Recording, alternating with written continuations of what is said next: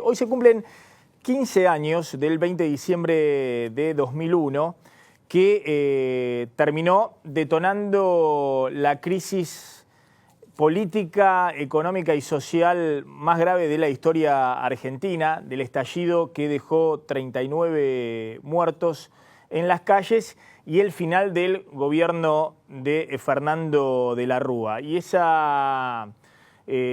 hecho histórico, inédito en la historia tal vez del mundo, de que en 2 semanas la Argentina haya tenido 5 presidentes.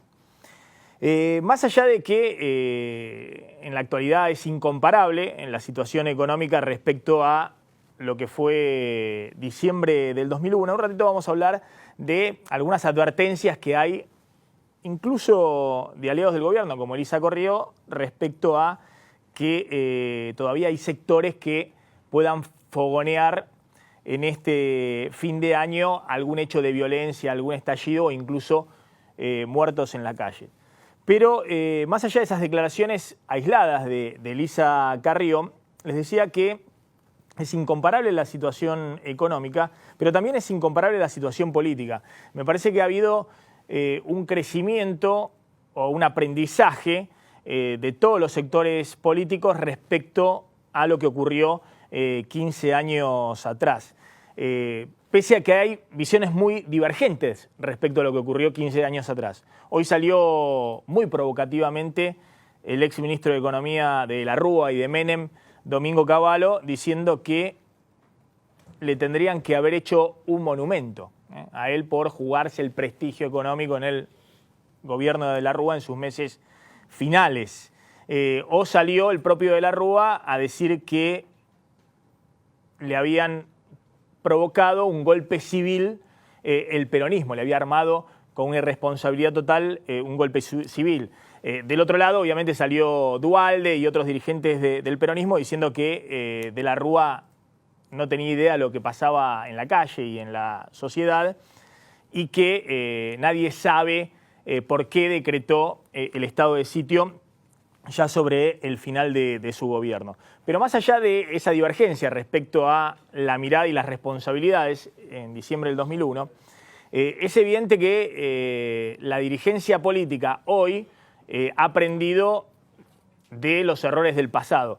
Primero en términos económicos, es decir, tanto el gobierno anterior como este gobierno entienden que un sistema económico como era la convertibilidad llevaba inexorablemente al desastre, a la catástrofe, porque era totalmente insostenible y en todo caso le explotó al gobierno de la Rúa, pero hay que recordar que no fue de la Rúa quien creó la convertibilidad, sino que fue el peronismo con Menem y con Cavallo.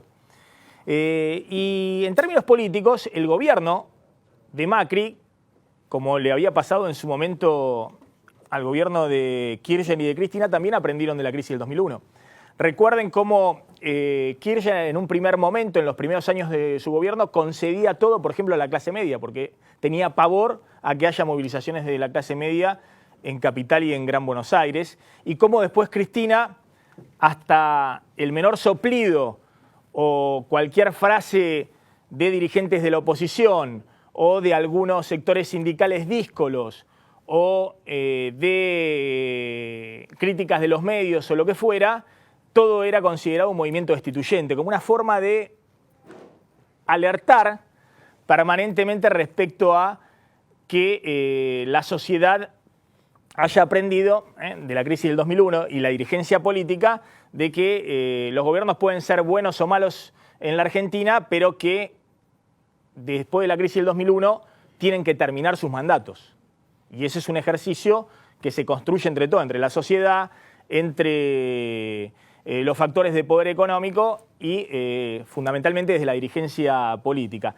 El gobierno actual, Macri, claramente aprendió la importancia también de, ante una situación económica muy mala y dramática como lo fue este año, de mantener una red de contención social y de asistencia social muy importante. Y de hecho, el gobierno de Macri no solamente amplió la asignación universal por hijo o negoció en las últimas semanas algo inédito, que es que los sectores más carenciados puedan discutir sus mejoras salariales en una paritaria, sectores que están marginados en la economía informal o que puedan tener una obra social. Es decir, un gobierno de Macri que, pese a la caricatura que quiere hacer el kirchnerismo, se preocupó mucho por no ser de la Rúa, es decir, por distanciarse completamente este año de la idea de un gobierno no peronista que no podía gobernar y que además no tenía conexión con los movimientos sociales o con el sindicalismo o con la situación caliente en el conurbano. Bueno, si algo hizo Macri y sobre todo María Eugenia Vidal en la provincia de Buenos Aires en los últimos meses es pasar horas y horas atendiendo a dirigentes de movimientos sociales, a sindicalistas y transfiriendo muchos fondos para tratar de apaciguar la situación social en un contexto económico muy difícil. Y de hecho, al propio gobierno lo corren mucho con que es gradualista, con que los sectores más ortodoxos, los mercados, los economistas de los bancos, respecto a que mantiene un déficit fiscal muy grande y que no hace un ajuste fiscal. Bueno, es evidente que hay un aprendizaje respecto a lo que fue o el intento de ajuste fiscal de la Rúa, que después terminó en un estallido y en una recesión más profunda. Y del lado de la oposición también hay un aprendizaje, porque dejando de lado al kirchnerismo, como ha quedado de lado y se ha convertido casi en una fuerza testimonial durante todo el año en el Congreso, hay un peronismo que está permanentemente en el dilema de terminar de sepultar al kirchnerismo o acercarse a esa base social importante que todavía tiene el kirchnerismo. Y es lo que vimos en los últimos tiempos, cuando estallaron algunos conflictos como el conflicto de ganancias en las últimas semanas. Por primera vez en ganancias, el kirchnerismo se pudo plegar con cierto protagonismo a un proyecto que dejó totalmente descolocado al gobierno. Pero lo que había sucedido hasta ahora en el Congreso era un peronismo que acompañaba la gobernabilidad, acompañaba al gobierno y le da una mayoría aplastante tanto en diputados como en el Senado. Bueno, Macri sufrió la derrota de ganancias en las últimas semanas, tuvo que recomponer, recalcular el GPS, borrar las palabras de impostor para Sergio Massa o del hombre menos confiable de la política, como ha dicho el jefe de gabinete, y tratar de rearmar esa alianza con el peronismo no kirchnerista. Da la impresión de que el peronismo no kirchnerista también aprendió respecto a cuál debe ser su rol, por lo menos en estos tiempos, como oposición frente a un gobierno no peronista. Es decir, cuál debe ser su rol en el Congreso o cuál debe ser su rol cuando hay situaciones que puedan tironear de más la situación económica y social. Vamos a discutir un poquito respecto a lo que pasó en el 2001, después nos vamos a meter en el debate también de ganancias. De alguna manera Macri cierra el año con un acuerdo con los gobernadores y con la CGT que le permite salvar la ropa con las modificaciones del impuesto a las ganancias, pero también le demuestra que tiene una minoría muy notoria en el Congreso y que debe cuidarse en las formas y en la negociación con el peronismo no kirchnerista, porque si no, no solamente no le pasa una ley, sino que se le vienen todas en contra. Y vamos a hablar de qué puede pasar en este diciembre de 2016, previo a un año electoral, donde todo parece encaminarse de manera tranquila, pero hay algunas voces, como la de Elisa Carrió, que advierten sobre posibles intentos de conflicto, de intensificar el conflicto social en los próximos días. Mirá el documental que hizo sobre el 2001, El País de Madrid, cuál es la mirada que hay de afuera de lo que pasó 15 años atrás en la Argentina, con el valor adicional que tiene el testimonio de 4 expresidentes de la Argentina que compartieron de alguna manera la transición política en el breve lapso de 2 semanas. Compatriotas, culmina un día difícil. Han ocurrido en el país hechos de violencia que ponen en peligro personas y bienes. Quiero informarles que ante eso he decretado el estado de sitio en todo el territorio nacional.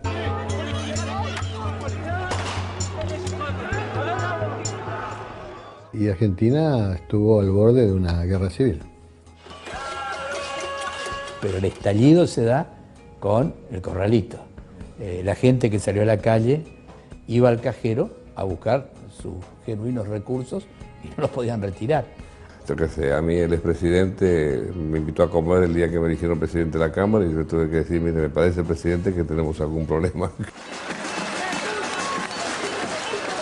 El Fondo Monetario Internacional vino con la firme decisión de castigar a los países con deuda.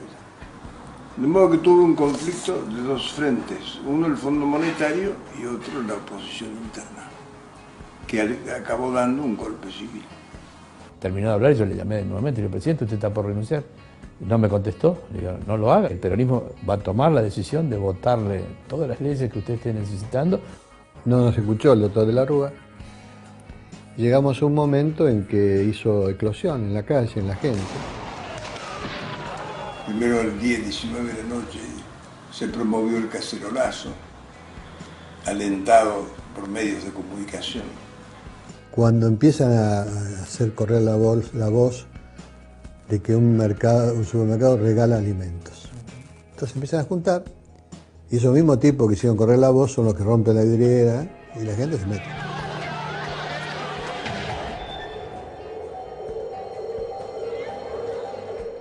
Todo estaba programado para que hubiera, entre comillas, muertos en la Plaza de Mayo. No estaba bien. Evidentemente un estrés muy prolongado le hacía que tomara remedios y no sabía bien lo que pasaba. Sí, es un error, pero porque el jefe de la casa militar, que era nuevo, yo dije, no, ¿cómo vamos a hacer esto? Bueno, presidente, no sé, no puede estar más, así que le pido por favor que vamos. Y me quedé pensando, después al otro día me di cuenta por qué. El pobre estaba muy deprimido. Entró el sol a 19:25, me hizo la renuncia. Entregó de puño y letra, muy bien redactada, la escribió él. No se equivocó ni mi nombre, ni mi título, ingeniero civil. Puso la hora. Su situación anímica no era la mejor. El radicalismo lo había abandonado ya meses antes y su vicepresidente lo había abandonado un año antes.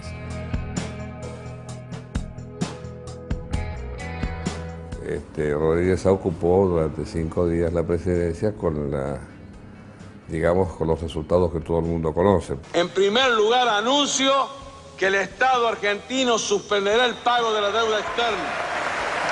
A la semana tuvo un problema, que no es doloroso, pero realmente tuvo un ataque de pánico. Que en la puerta donde él estaba había gente con cacerolas haciendo bochinche. No, me quiere matar. Un ataque de pánico clásico. Y se fue. Porque tenía que volver nuevamente a la puerta.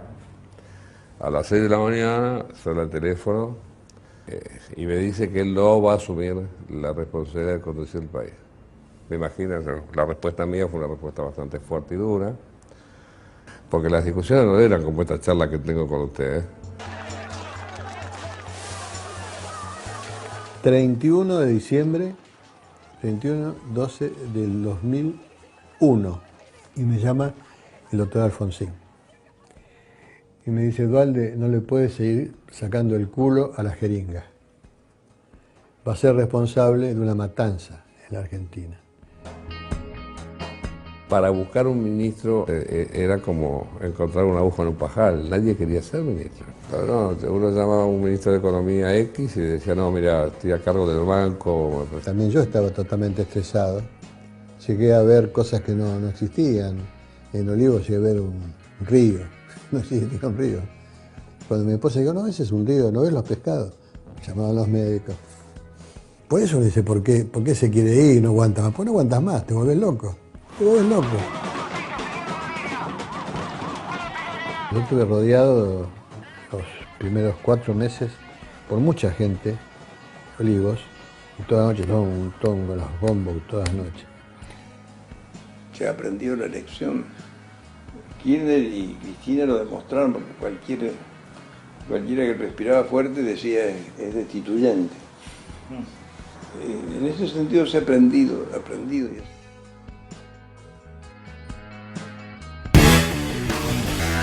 Bueno, ahí está la visión del país respecto a lo que pasó en el 2001 con los testimonios para los más jóvenes.